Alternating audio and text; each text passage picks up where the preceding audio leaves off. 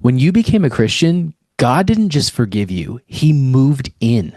Not as a guest who overstays his welcome, but as family. And that, in essence, is the doctrine of the indwelling of the Holy Spirit.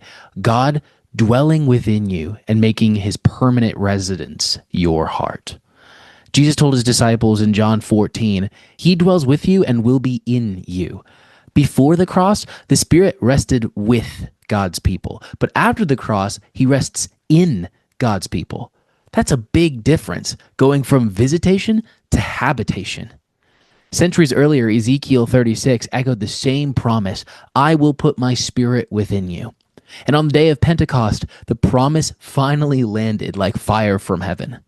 Augustine once said, the Spirit came to gather the people of God in unity from every tongue. But he didn't stop at gathering. He stayed, sealing, sanctifying, and assuring with his presence. Paul drives it home in Romans 8:9. Anyone who does not have the Spirit of Christ does not belong to him. No Spirit, no life. But if you do have him, you have all of God's promises living right inside you. Cyril of Jerusalem described it beautifully. The Spirit makes his dwelling in those who are made new, not merely to visit them, but to remain with them as a pledge of adoption. That's family language. Adoption, permanence, home. And when 1 Corinthians 6:19 says, your body is a temple of the Holy Spirit within you, it's not a guilt trip about a diet. It's a declaration of dignity. You are walking sacred space.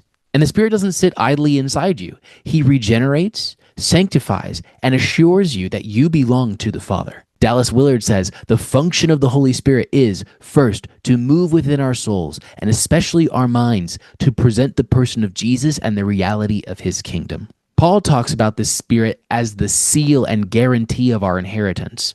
It's like God stamping your soul with a divine signature that reads, mine. Thomas Goodwin called it the greatest evidence of God's love, for he who gives his Spirit gives himself. That's not just poetic fluff. That's covenant reality. R.C. Sproul said, the indwelling Spirit is the greatest internal testimony to the reality of our faith. You can doubt a lot of things, but not the God who took up residence in you. So the Spirit's indwelling means you are not abandoned to temptation. You are not voiceless in prayer. You are not empty in worship. And you are not uncertain about tomorrow. He's the down payment on eternity. So when you feel weak or far from God, remember that he is closer to you than your very next breath. You are God's temple, Paul says, and God's Spirit dwells within you.